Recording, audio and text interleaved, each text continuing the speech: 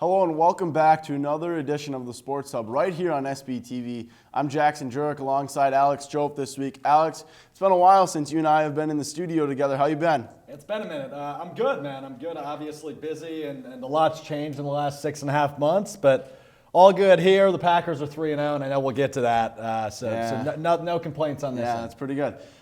We are excited to break down this week of sports. It's been fun.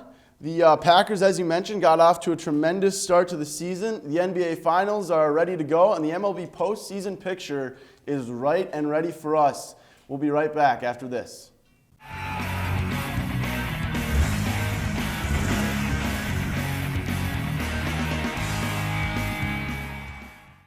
We'll start with the NFL and what happened in Week 3. After tonight's Monday Night Football game between the Kansas City Chiefs and the Baltimore Ravens, we'll have 7 teams remaining in the NFL that are 3-0. These teams include the Green Bay Packers, the Seattle Seahawks, the Steelers, Titans, Bills, Bears, and obviously one of the two mentioned earlier. All of these played close games in Week 3, making it come down to the final minutes of the fourth quarter. Alex, do we see a powerhouse right now in the NFL, or is it too early to determine one? We're going to see 2 tonight on Monday Night Football between Kansas City and Baltimore. I think they've been unanimously, throned as the top 2 teams in the National Football League since, I don't know, last November or something, right? I mean, they have consistently been the top dog, so it's going to be a war when those two meet up tonight in M&T Bank Stadium in Baltimore. But I think outside of the obvious ones, you have to be really happy with where Green Bay is at through 3 weeks. 122 points scored is the most through 3 weeks in franchise history for the Packers. Seattle's really the other threat in the NFC for me, one of 3 teams in the NFC that's undefeated. The other being the Chicago Bears, who are 3-0 somehow. They benched their quarterback yesterday. We're down 16 points in the fourth quarter and still won. That's BDN energy right there, man. So good to see out of Chicago. I don't think they're real. I think that's more of a fluke for them. But I think Seattle and Green Bay are both for real in the NFC. And on the AFC side of things, like I said, it's one of these 2 teams that play tonight. So, I've been impressed with the Steelers. I've been impressed with the Bills that come from behind, the Rams came from behind. They were able to regain the lead and get the win. Last second win by Josh Allen. Yeah, I'm impressed by Josh Allen. He had a terrific week. Again, top fantasy week of any player. Oh, I love having him on my team. Yeah, me too, man. I think overall, AFC, if I had to take the top 3 in each conference, it'd go Chiefs, Ravens, Bills for me in the AFC. In the NFC, I'm still high on the Cardinals, and I think the Cowboys will still come around, though they are 1-2 to start the season. So if I had to pick a top 3 right now in the NFC, it'd be Packers, Seahawks, and the Arizona Cardinals, who lost yesterday to Detroit, but I'm still sold on them. Overtime loss, yeah, for sure. The Packers game last night against the Saints, Aaron Rodgers did Aaron Rodgers type things. He went 21 of 32, throwing for 283 yards with 3 touchdowns in the air. Aaron Jones had a nice day, going for 16 carries and 69 yards and 1 score. In the receiving game, without their number 1 receiver, Davante Adams, it was undrafted free agent Allen Lazard out of Iowa State who led the Packers with 164 yards and 1 touchdown on 6 catches. Does this solidify him as Aaron Rodgers' number 2 wide receiver, or does MVS still have a case? No, I don't know if MVS ever had a better case than Allen Lazard. I mean, we saw what Allen Lazard was able to do in Davante Adams' absence a year ago, and he really does the same thing this year. He stepped up, just has a career day against the Saints. It just goes bananas, and that's really good to see, right? This offense has been potent all season long, but to see them still be able to maintain that level of intensity and high-paced offense, throwing different things at you that we haven't seen in the LaFleurian offense yet, you've got to be really happy. And Allen Lazard does exactly what they look for him to do, right? He steps up 163 yards through the air, a big touchdown early in the game, and he was really all over the field, and that allowed them to spread things out. You saw the tight end usage really go up last night for Green Bay. Mercedes Lewis had a touchdown. Bobby Biceps, Robert Tonyan had a touchdown. And you even saw Jay Sternberg get involved a little bit after a couple couches last week. So you've got to be happy with who the Packers are at. I mean, there's really, without your top weapon, to be able maybe to other than produce, Aaron Jones. to be able to produce 37 points and still not have your number 1 receiver and have your undrafted free agent produce like he did, you got to love that if you're Aaron Rodgers and the Packers.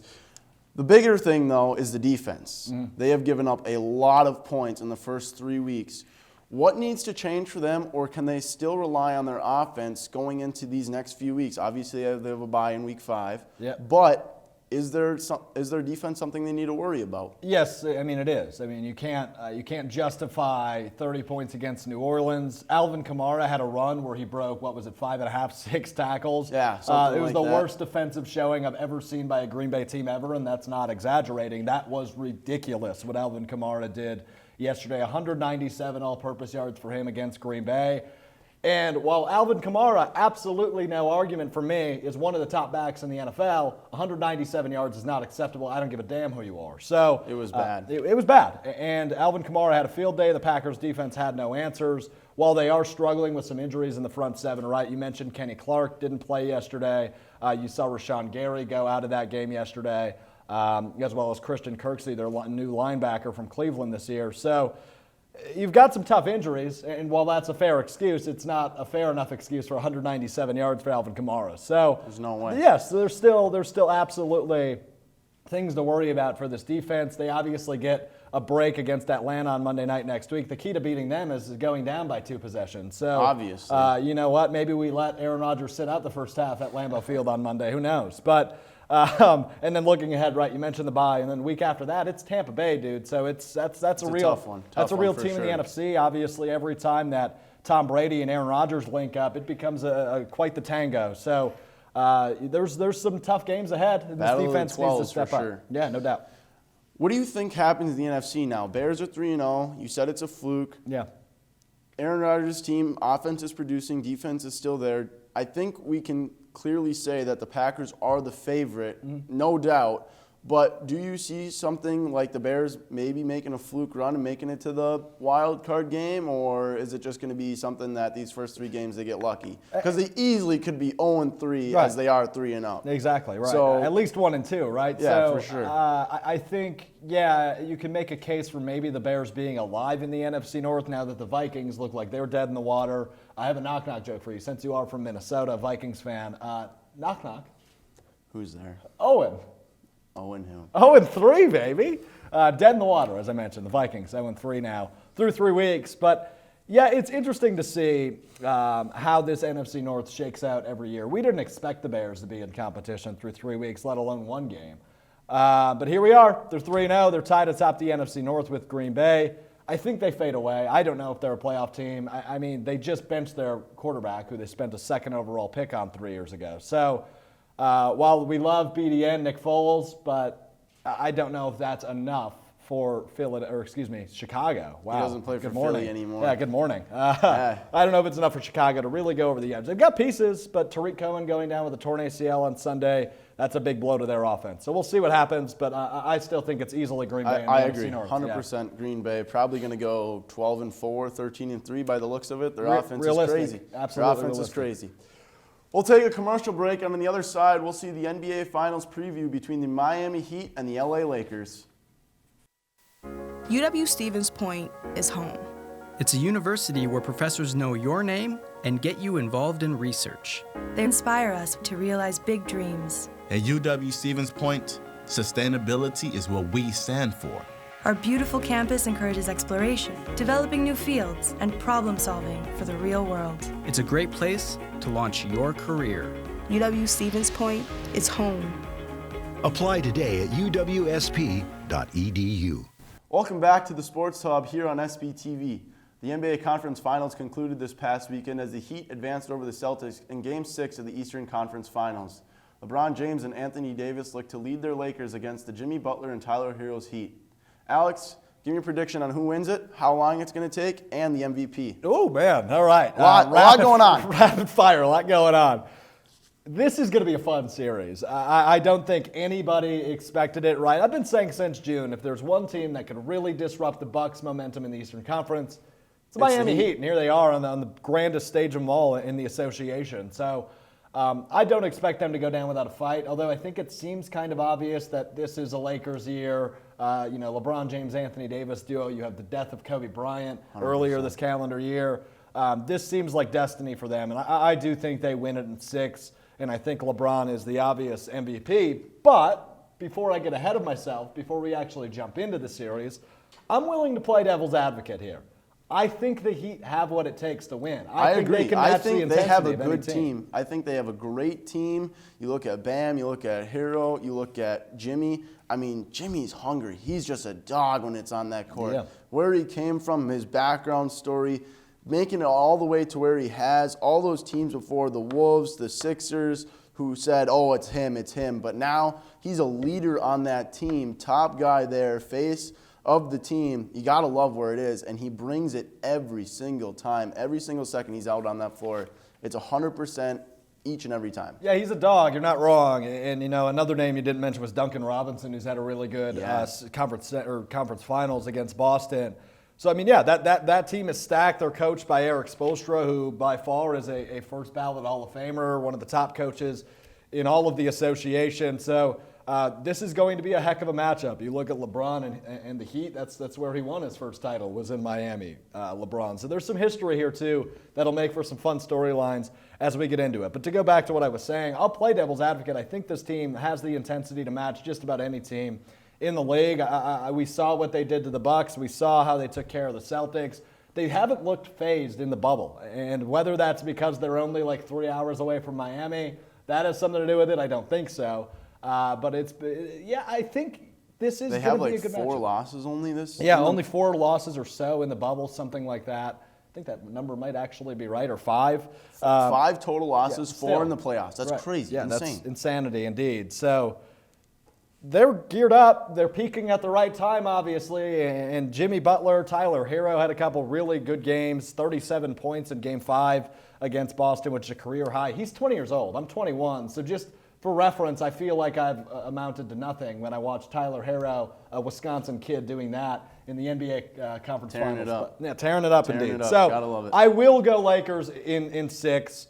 I think Miami could also win this in 6, but I'm just a little bit more confident with my Lakers pick. I agree. LeBron and AD. I like what Frank Vogel's doing there in his, only his first year. So it'll be interesting to see, man. It should be a heck of a series. So, answer me this. Another question for you. If LeBron James does win this finals, does this solidify him as the greatest NBA ball player of all time? No. No. I'm still on the Jordan bandwagon. It's tough. I think you could make a case for either guy. It's generational, right? Every decade, it seems, in the NBA, there is a guy or 2 guys. In the 80s, we had Bird and Magic. In the 90s, you had obviously Jordan, but you also had other guys like Stockton and Barkley and other names, of course. And then in the 2000s, it was Kobe, LeBron. In the 10s, it's LeBron and maybe Steph Curry you could make the case for.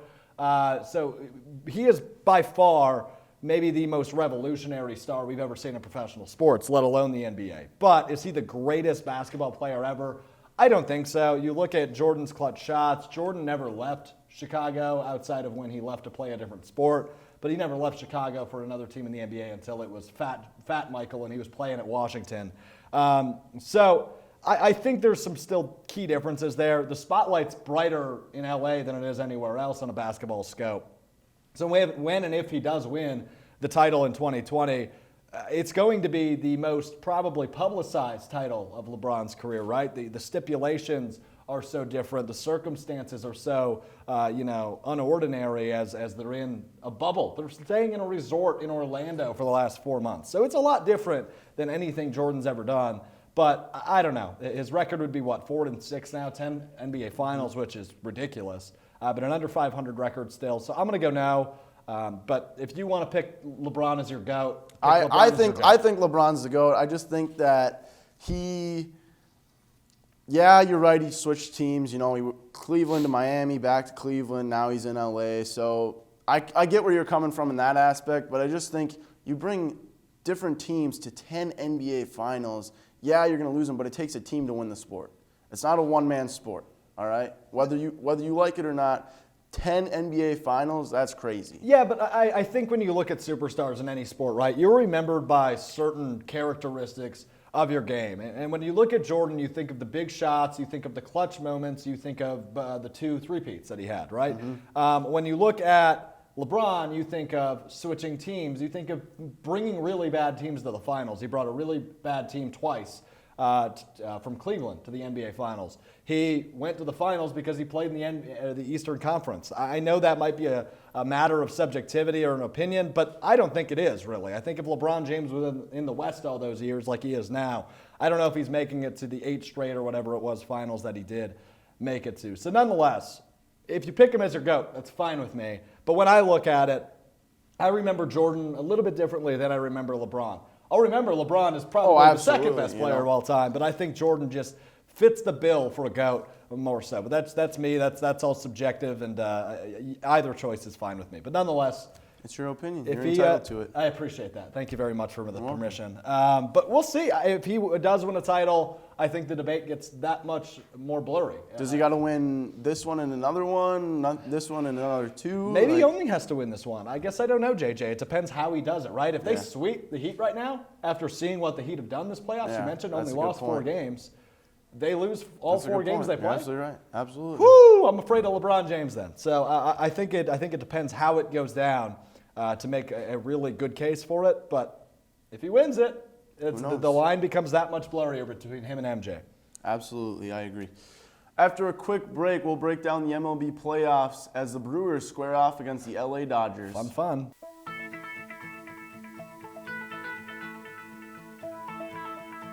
College has given me the flexibility to pursue my passions and my interests, and I've recreated my identity for myself aside from just being an athlete. My greatest personal discovery has been that I am capable of doing things that I didn't know I was capable of doing. To be able to study what I wanted to and continue to play the sport I love, all of those things came together very nicely in one package in Division III.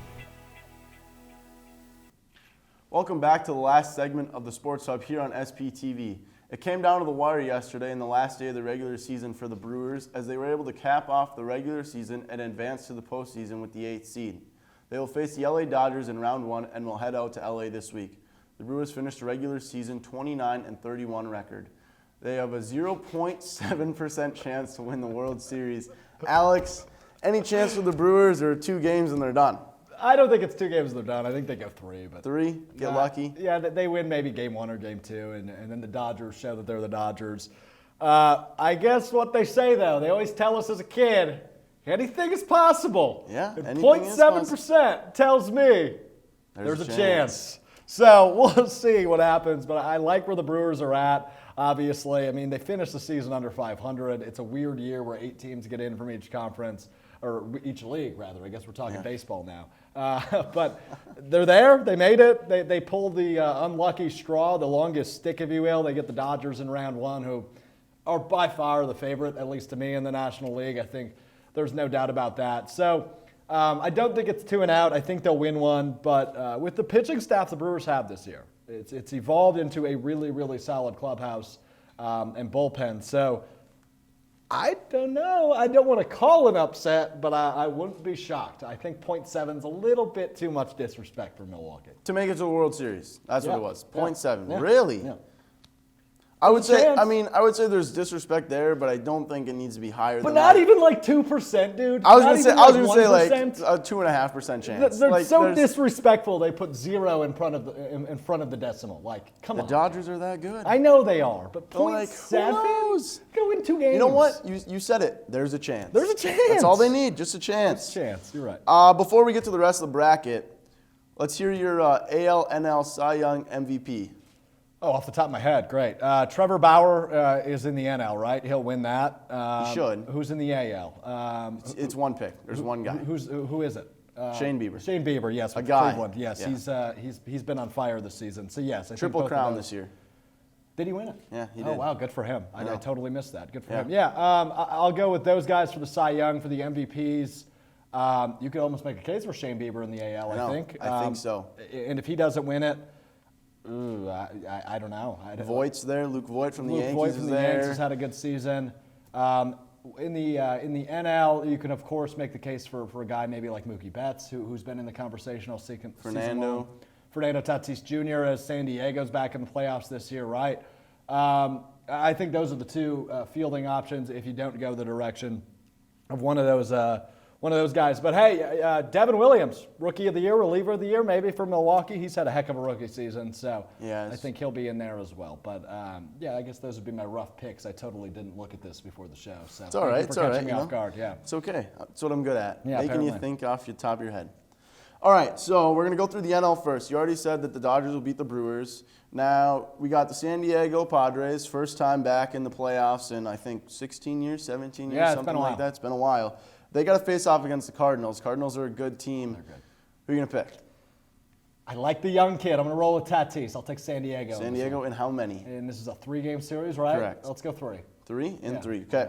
You got Cubs, Miami. Miami, another team that hasn't been in the playoffs. They've been irrelevant, it seems like, for how many years all they've of a been sudden irrelevant. Here they are, right? And now they're back in there. They're hungry. They're why not us? But they got to face off against a very good Cubs team in the NL Central. Yeah, I'll go Cubs in 2. Cubs in 2. Yeah, so they're not going to get the 3 games there. Okay.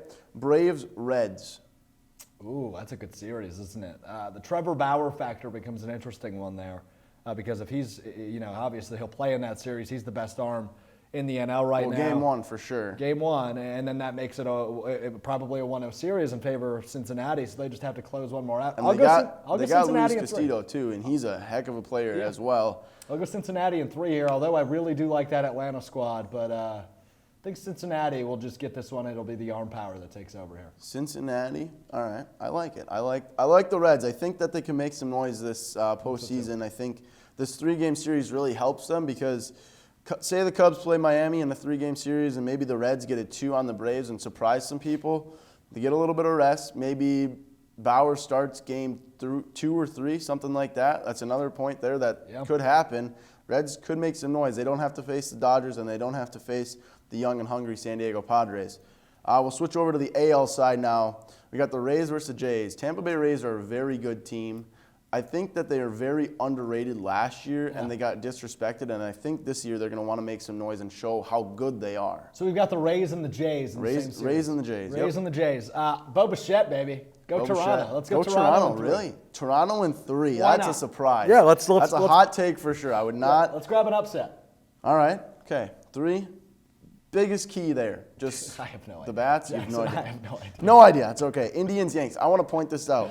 This is what I know something about. This is a series I can talk about. Okay. We can talk about that after I make this point. Yeah, go ahead. Twins won the Central. Yeah. Their games are not prime time. None of them? Neither team here won their division, but the Indians and the Yankees got the primetime game. They're more appealing than the Twins to me. But I'd you win rather the watch division. that. That's fair, and I'm not arguing that. I'm not trying to take anything away from the Twins. And it's the Twins versus the Cheaters. Really? Yeah. Yeah. I'm That's what I wrote down. I wrote down Cheaters because I don't. But we don't talk about them. Yeah, we don't mention them by name. I understand this because TV networks don't want to show the cheaters, and everybody wants to see the Yankees. I think a lot of people would love to see the Twins whoop up on the Cheaters. If you want to go work in programming, you'll figure out that a lot more people care about the Yankees, than the Twins. So that's your answer. If the Brewers were in the AL, it'd be the same case. Exactly. So Indians, Yanks. Let's hear your take. Good series. Really big fan of this series. I think that will be one. That'll be a first-round series I go out of my way to watch, and I'm not by any means a huge baseball fan. So that's saying something. Yeah, thanks, man. Really appreciate that. I'll go Yankees in 3. Yankees in 3. I think obviously Shane Bieber's with the Indians. He probably fixes out a win somewhere in there, but I think the Yankees are. Indians are a hot team. They are a hot team. They swept the Sox. I saw that. Yeah, they're a good team. A lot of walk-offs lately. They've been clutch. Yeah, does it roll over though? That's the question. We'll see. I think Yanks in 3 though. Yanks in 3. Okay, if Twins versus the Cheaters. Twins in 2. Twins in 2. I like it. I just don't want to talk about them. Okay. Wow. Jeez. You don't got mean about it. I mean, not the Twins. I don't want to talk about the Cheaters. Oh, okay. I'm not we can talk about the Twins though. Yeah, they broke that home run record a year ago. I don't know what they look like this year. It's been such a short, quick season. They've been hot recently. And they won the Central. I know that. So I like them. They had a great continuity throughout last year. There's a word choice for you. And they knew how to swing the bat. They knew how to throw the baseball. They could throw those four-seamers really well last year. That was one of their favorite pitches. So I think nothing. The Cheaters without the buzzers on their uniforms, I don't think they'll be able to get past the Twins. Okay, well, I'm glad you support the Twins. Yeah, man, of course. We got the A's versus the White Sox. White Sox have been struggling. A's without Matt Chapman, But obviously the Sox got some good pitching. They got a young core. Tim Anderson looking at a batting title. He was there around this year. Jose Abreu's young and good. Giolito probably leading their pitching staff. They got a lot of young guys. Yeah, the White Sox are really tight and solid young core, as you mentioned, Jackson. They've been on the rise for the last several years, right? Their minor league teams have been one of the top ranked, or farm system's been one of the top ranked in all of baseball for the last 5 years. And now, especially, it's showing as they break into the playoffs finally. And I don't think they slow down. You mentioned Chapman is missing from Oakland. I'll go with the Sox, and I'll do it in a sweep, in fact. I'll take the Sox in two. I like what they're throwing out there. They're hot at the right time. I don't think you can disagree with this one. I like the White Sox this year. I think they're going to make a nice run. Really? I think the Twins could beat them in the next round. But then that's still a nice run. What? I don't know if we'd expected the White Sox before the season to be in the second round of the playoffs. I think that's a nice run for them. Yeah, okay, that's fair. I think, they did have a lot of poise coming into the season because they were one of the two favorites in the AL Central. It was between the Twins and the Sox, and 3 teams made it out of the Central. Indians were right there. So all the 3 teams that were supposed to make it or make a good run are in those games. This has been the Alex Strouf Baseball Show. Right? Yeah, the Alex Strouf Baseball Show. We'll have a conclusion of these series when you see us next. Yeah, next Monday, right here in the studio. Sometimes I wonder how I have to deal with you, but this has been the Sports Hub right here on SBTV. A huge thank you to our tech staff to make this show possible. We'll see you right here next week for another episode. Until then, I'm Jackson Jirik. That's Alex Strouf. Stay safe, stay healthy, Pointers, and as always, roll dogs. Roll dogs!